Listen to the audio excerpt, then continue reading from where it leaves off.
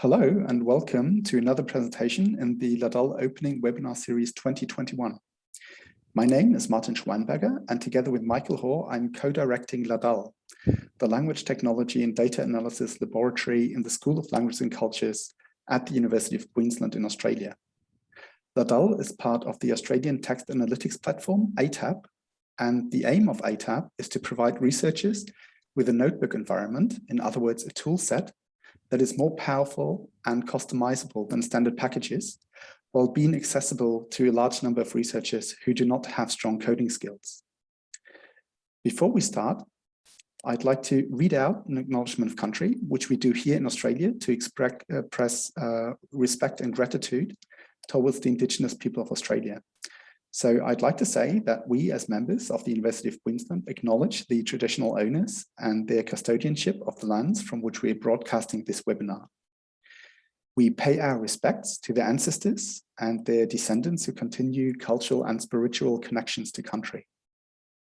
I would also like to say that we recognise the valuable contributions to Australian and global society. If you want to know more about LADAL and the resources we provide, please feel free to explore the LADAL website. No worries if you've missed any of our talks. Most of them are freely available on the LADAL YouTube channel. You can also find information about past and upcoming presentations in the LADAL Opening Webinar Series 2021 on the events subpage of the LADAL website. If you want to keep up with what's going on at LADAL, please feel free to follow us on Twitter or on Facebook. And if you have any questions, suggestions, or feedback, please do not hesitate to get in touch via email. Now, without further ado, it's my pleasure to introduce today's speaker, Carolina Amador-Moreno. Carolina is Professor of English Linguistics at the University of Bergen in Norway. She has held different teaching positions at the Universities of Extremadura and Limerick, as well as the University College Dublin. Her research interests center on the English spoken in Ireland and include historical linguistics, stylistics, discourse analysis, corpus linguistics, sociolinguistics, and pragmatics. She has published extensively, for example, on orality in historical written texts, on Irish English and Irish identities, and pragmatic markers in Irish English. She's an associate member of CALS, the Center for Applied Language Studies, and IVAX, the Intervariational Applied Corpus Linguistics Network at the University of Limerick. She's also a member of LingLab, the Research Institute for Linguistics and Applied Languages at the University of Extremadura, which she was director of until August 2020. Now I stop sharing and I'd like to hand over and say welcome to Carolina. Thank you very much, Martin. I'm delighted to be with you all today. I'm going to share my screen. I hope you can all see it. Okay. And I'm going to open with a letter that was sent in 1884 from the part of the world where you are, which I thought was very appropriate for what the context that we're in today. So it's a letter that was written by an Irish immigrant back home. It was sent to her parents in County Galway, Ireland. And it says, I, for once in 12 months, sit to have a few words of conversation with you. And then she continues, I got your letter about 10 days ago, which I often wondered, were you dead or what became of you? Okay, and this is a letter that comes from a book called Oceans of Consolation, which I have here, personal accounts of Irish migration to Australia that was published in 1994, and it's part of a corpus that of emigrant letters that I will be talking about later. So what I want to do basically today is to sit, I'm standing, but you are probably sitting, sit to have a few words of conversation with you in order to discuss this feature, this structure that I have underlined here on the screen, which I will be referring to as embedded inversion. And I'll come back to that and I'll explain a little bit more what I mean by embedded inversion in a few minutes.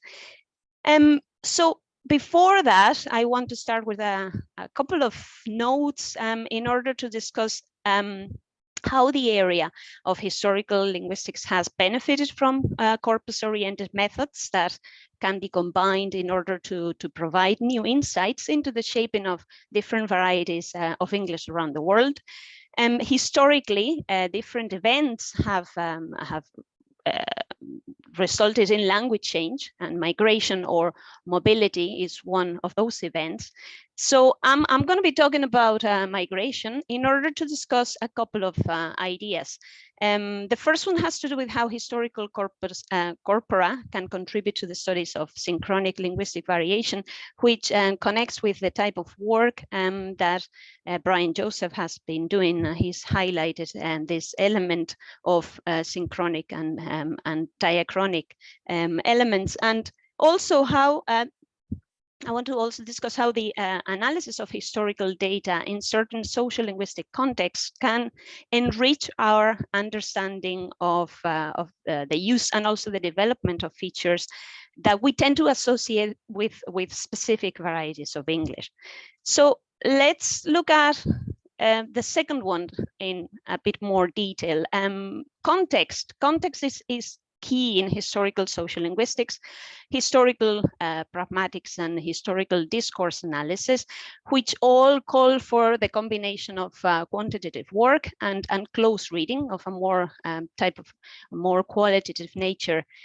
So since the analysts working with these areas generally work with specific texts or instances of discourse, we need to take into account not only the historical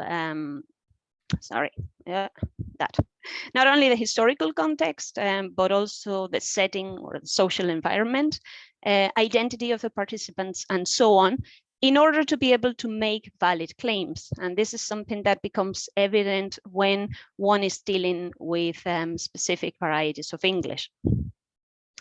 So the combination of quantitative and qualitative approaches is also, I think, necessary in order to formulate theoretical frameworks that can help us understand language variation and change. When exploring the different avenues that corpus-assisted techniques can offer, we also need to pay attention to the different micro and macro level layers of contextual meaning. And in that sense, we may sometimes need more diverse approaches to data that will allow us to formulate new questions. It's those new questions that contribute to moving forward the study of variation in English. And this is something that other colleagues have argued. I'm not giving you any news in that respect, but I just wanted to reflect upon these things a little bit more. But the focus of my talk, after offering a few more reflections on historical data and corpus linguistics, is going to be the use of embedded inversion. And there you have another example of embedded inversion by B.D. Burke. So you're getting the feel of what I mean by embedded inversion, but as I said, I'll come back to that. And what I'm going to do is draw on historical Irish English data from the corpus of Irish English correspondence. So just to give you a little bit of more information about this corpus, which we abbreviated into CORIECOR. And this is part of a joint venture between the University of Extremadura, where I was based at the time we started working on the project, and the University of Bergen, where I am now, and where my colleague Kevin McCafferty was and is still based. We got funding from the Norwegian Research Council to start working on this corpus, and it's going to be soon available, hopefully. So basically, what you will be able to do is have access to the letters, that are contained in this corpus, and use them for whatever purpose you need, depending on what the research questions are. So basically, what we have is mainly personal correspondence. We have approximately 5,000 letters. Not all of them are going to be available. This is what we're working on at the moment, and there are copyright issues. But we have about 3 million words in letters in total. About 2,000 different writers. The majority of them are men. I'll come back to that later. And we have, we aimed originally for a minimum of 55,000 words per period, going from the 1760s to the 1940s. And this is more or less what we have in terms of how the material is distributed per 20 years of period. We have more material belonging to the period when Irish immigration became more intensive with the period of the Great Irish Famine. More people emigrated, and therefore more people wrote letters. So we have more letters available for that particular period. But let's have a look at how these voices on paper are actually represented. So I've marked in bold here a number of spellings to draw your attention to the degree of orality that this material has. And of course, phonetic representation is one of the difficulties that historical corpus linguistic research has to face. In this particular case, we're dealing with Irish English pronunciation. Spelling variation, for example, shows epenthesis.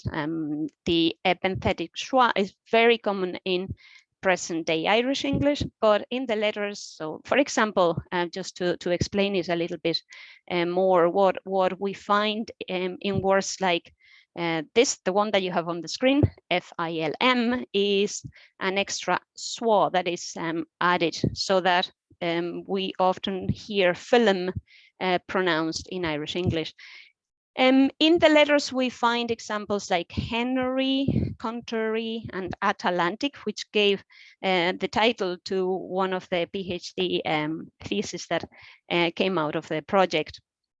And this is, of course, something that we find very frequently, but spelling is not something that is consistent. There are ways, however, to tackle this.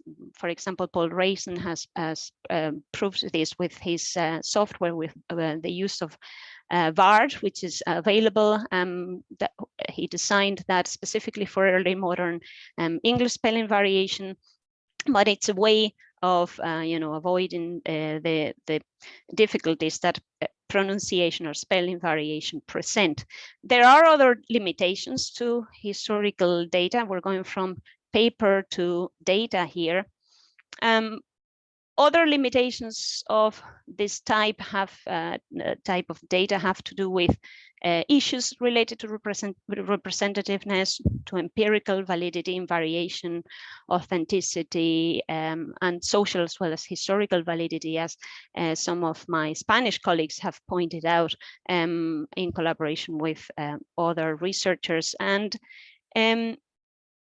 fortune, of course, is an interesting element, as other researchers working specifically on letters have pointed out, historical accidents often determine our chance of touching the past, as they beautifully put it.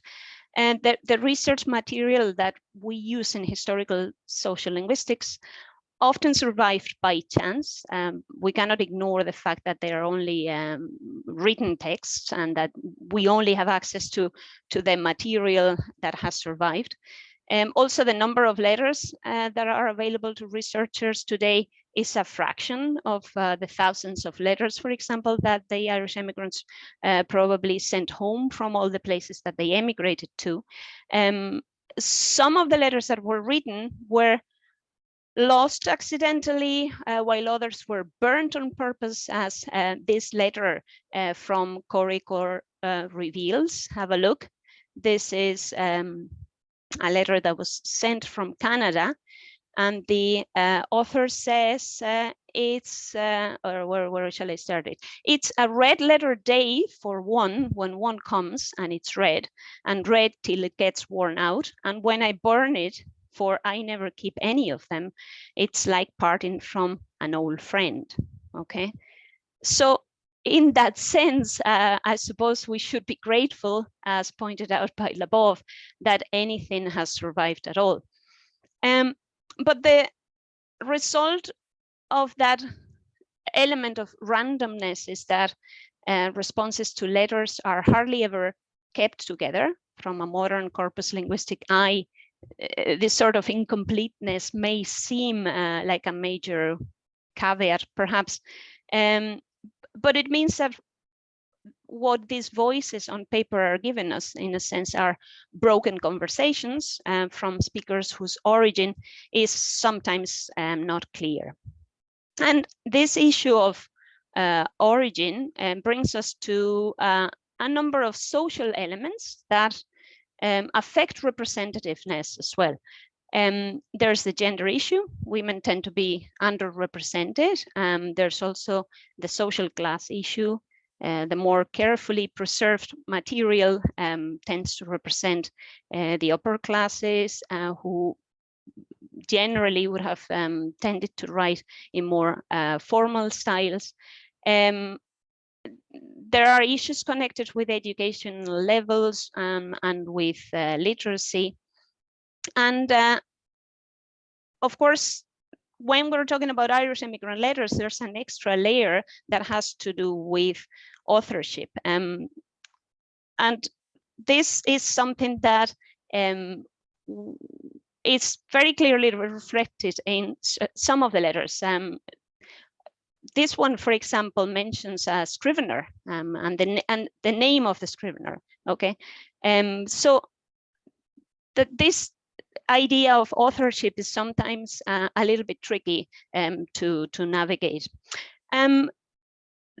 This idea worked, or this difficulty, so to speak, worked at both ends of the process. There would have been letter recipients, for example, who could not read, and therefore they needed someone to read the letter out loud to them. So if you look at this picture, this is something that is actually represented in this painting by James Brennan that we've often used when talking about the letters, because it captures beautifully that idea of orality and the issue of illiteracy and letter reading that I'm getting at. What we have is a little girl in the middle reading a letter out to other people who are probably not able to read and write. So she's sharing the news from America with them. The fact that wider audiences were sometimes assumed, however, does not really affect the intimate tone of the letters. And it's in fact one of the reasons why the degree of orality in a corpus like this is still very high. And there is plenty of speech through writing or listening through reading. So when we're looking at this type of material, we should focus on the advantages of that the material presents. There's really no need to overstress the bad data argument. Bad implies mistaken, faulty or false. Imperfect is what Janda and Joseph prefer to call it. There's an argument made by Lauersdorf where he says we should be using, when we're looking at historical social linguistics, we should be using all the data. So all the data that we can get, all the information, all the metadata connected with the actual linguistic features.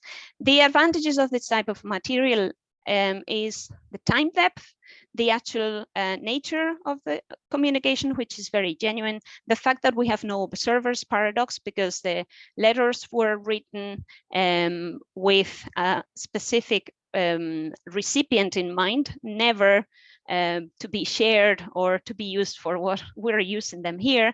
And they guarantee access to the vernacular through intimate discourse, as pointed out by Brian Clancy.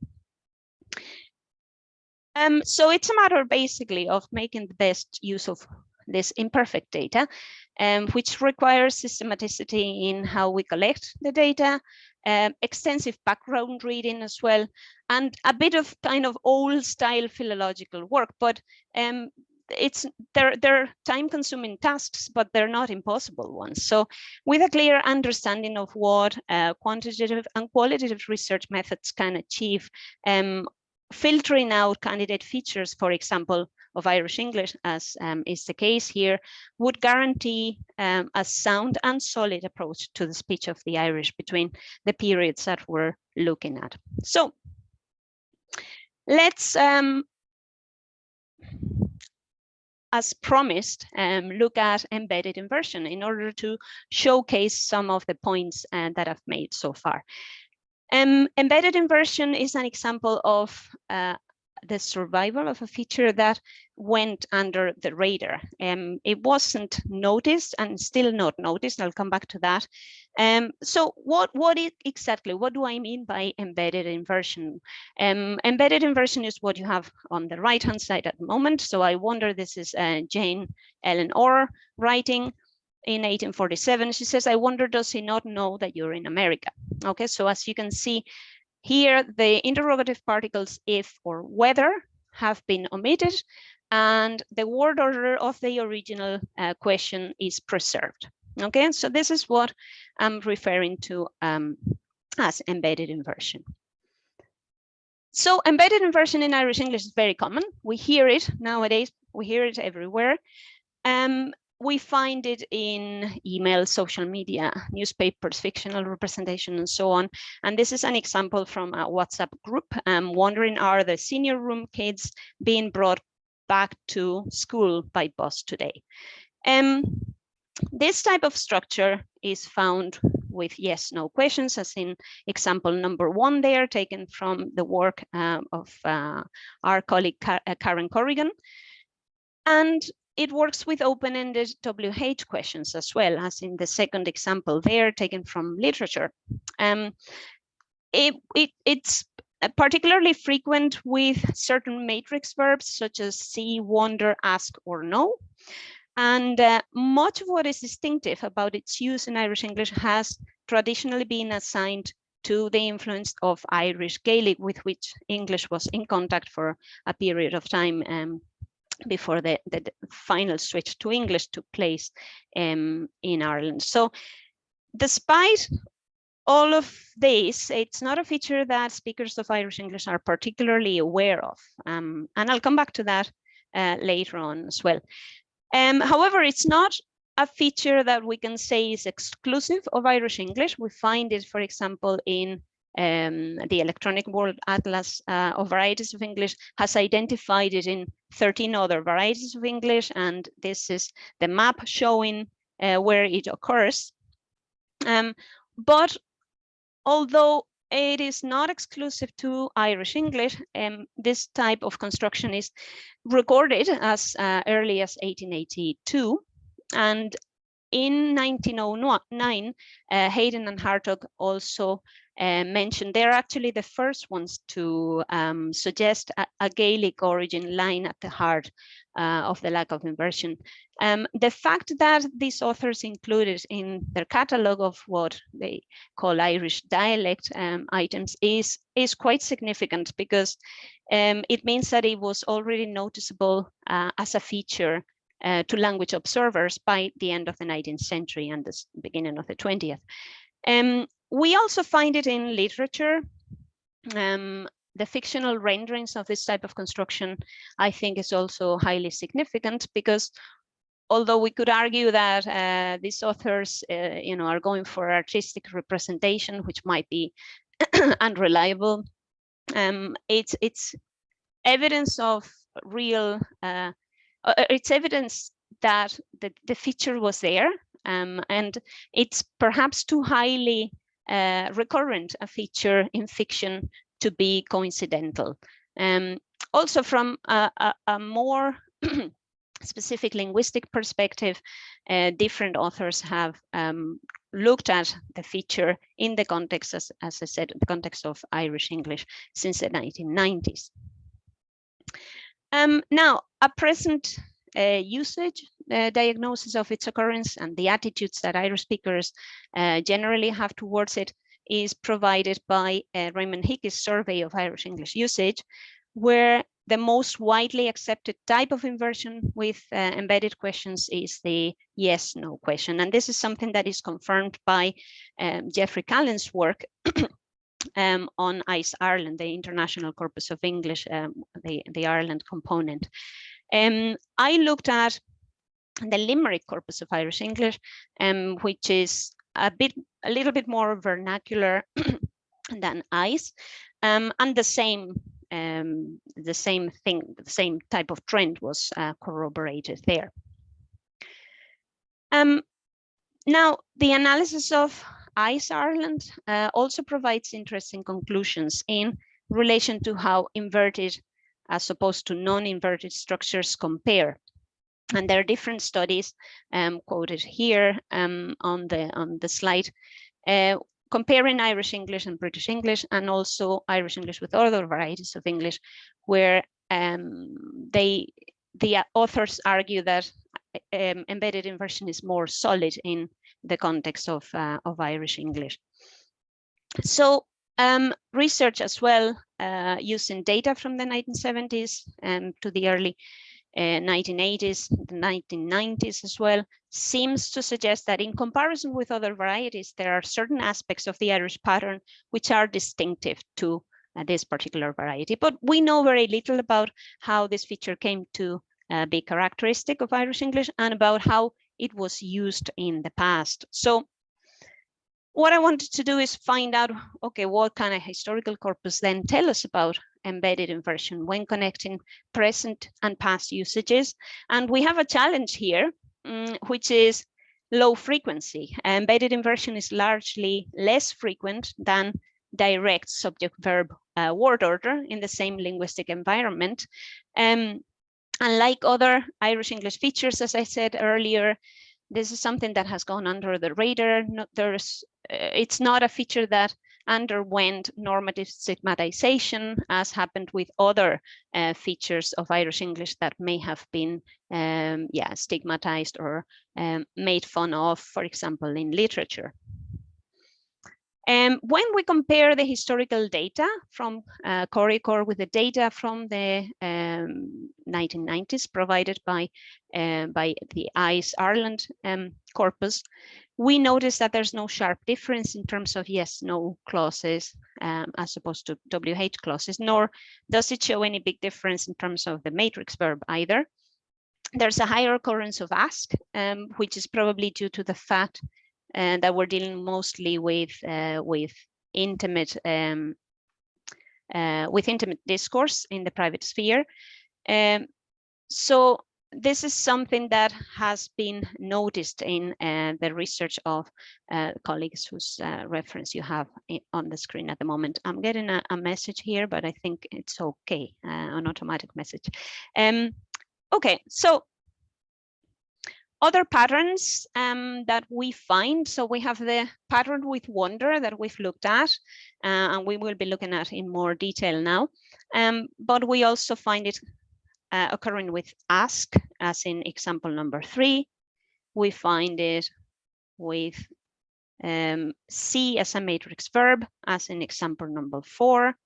And we find it with I don't know. I don't know, is there any communication between that place with the United States, as in example number 5, right? The most significant pattern in terms of verb collocation is perhaps that when the embedded clause is controlled by ask, the be forms are more frequent. And this is something that we noticed again, probably because of the nature of the data, right? Now, other existing corpora covering roughly the same period that we're looking at here may be used in order to see how embedded inversion was used in other varieties of English. So for example, for British English, the corpus of modern English prose would have been a perfect match because of the period and the type of material, but no embedded inversion is found there. So what I did for British English was turn to the corpus of late modern English texts, and for Scottish English, I looked at the modern Scottish writing, corpus of modern Scottish writing. Now this here shows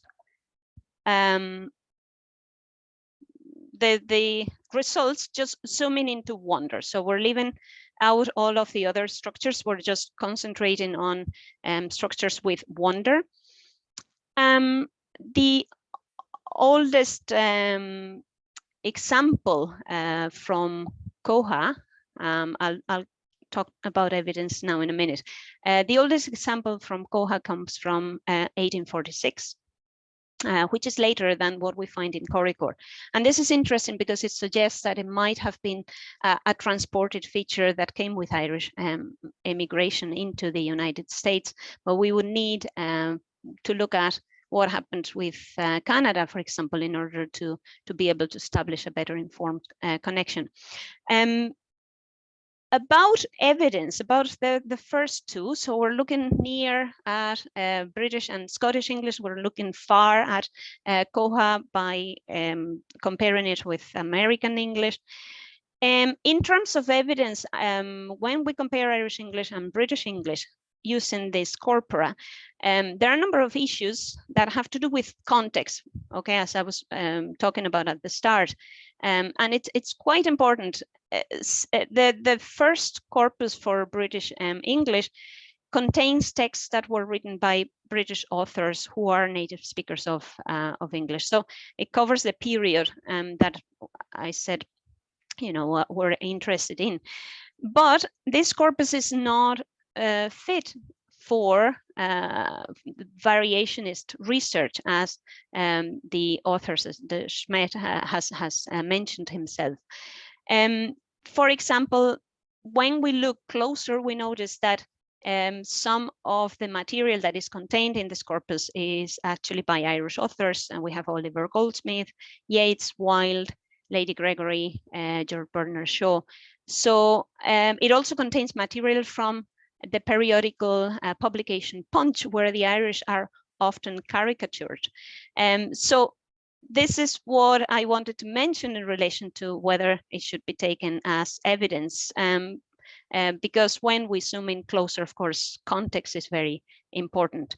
In terms of Scottish English, what's surprising is the low frequency of embedded inversion here. And there are two reasons that could be provided by way of explanation. It may be the case that wonder as a matrix verb may not trigger embedded inversion in Scottish English, or that this particular construction had not developed fully yet during the period that the corpus covers. There are also other patterns, and this is important as well, because the space that is occupied nowadays by embedded inversion in the context that we're looking at and the structures that we're analyzing here, and the if whether that we find in standard varieties was actually shared with other constructions. For example, like the two that you have on the screen at the minute. I wonder that is one of them, and I wonder plus the pronominal forms or a noun directly following wonder as a matrix verb. When we look at how that pans out, we notice that it's quite spread, you know, throughout. And this is, as I said, only looking at wonder, but it's shared with all three structures. But so we're just moving on to the end now. I'd like to take a more qualitative look into the data by going back to that idea of context. And I wanted to show you another example of how micro-level analysis and context is necessary by referring to the occurrence of embedded inversion in the letters of James Alexander Smith, and how the elements of social class combine with geographical origin and religious affiliation here. Smith was a Protestant from rural County Tyrone in what is now politically Northern Ireland. He went to Canada in the late 1800s, and he worked his way up from a farmhand to the principal of a small public school. His use of embedded inversion, given his own background, I think vouches for the lack of stigmatization that I was talking about earlier.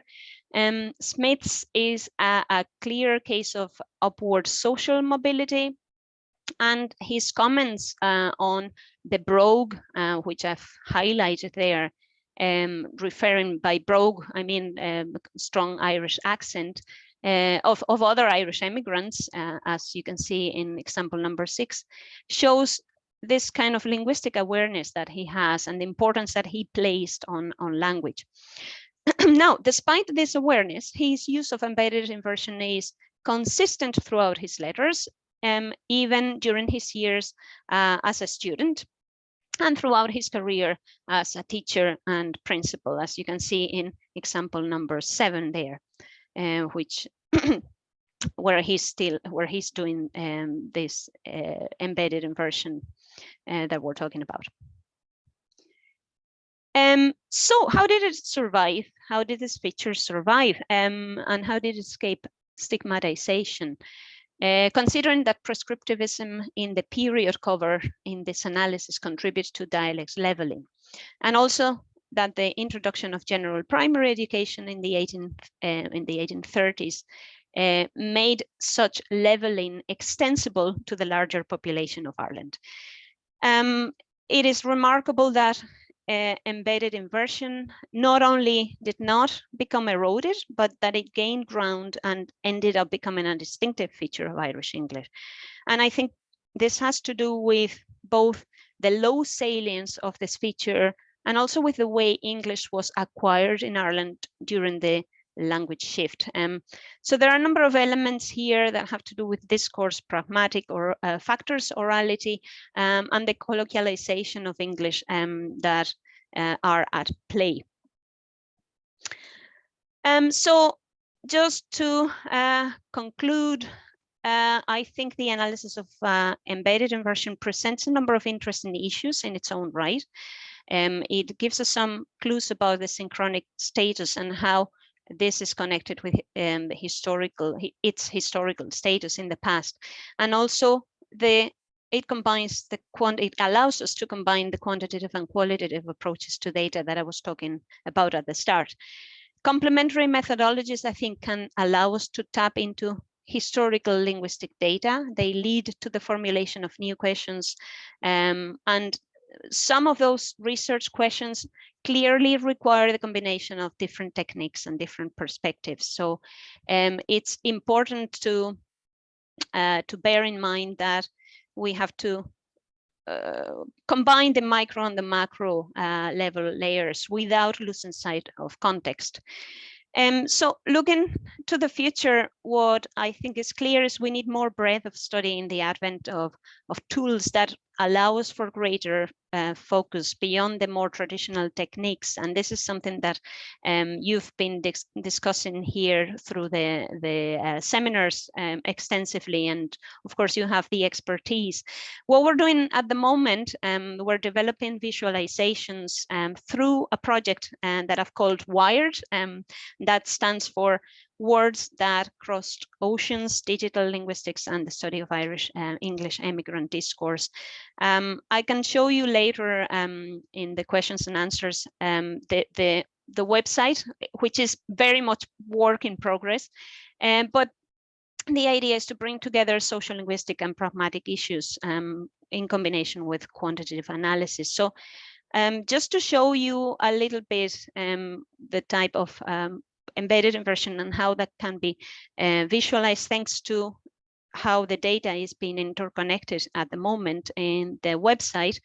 What we can do is select the different structures, then ask for the chart type, select the word that we're interested in, and look at the different dimensions, either by year, gender, by the occupation of the speaker, and so on. And we get different visualizations. This is a very straightforward one. We'll be aiming for something a little bit more complex, where we show, for example, this is based on the work of our IT consultant, Niall O'Leary, who has worked with this type of material. So what he did was build a bubble graph here, where he's got different elements in combination in order to see, in this particular case, is the letter writers on the right hand side, as you can see there. Okay, so that was just what I wanted to share with you today. So I'll say thank you very much, and I look forward to hearing your comments or questions, and discussing my ideas a little bit further with you. Thank you very much.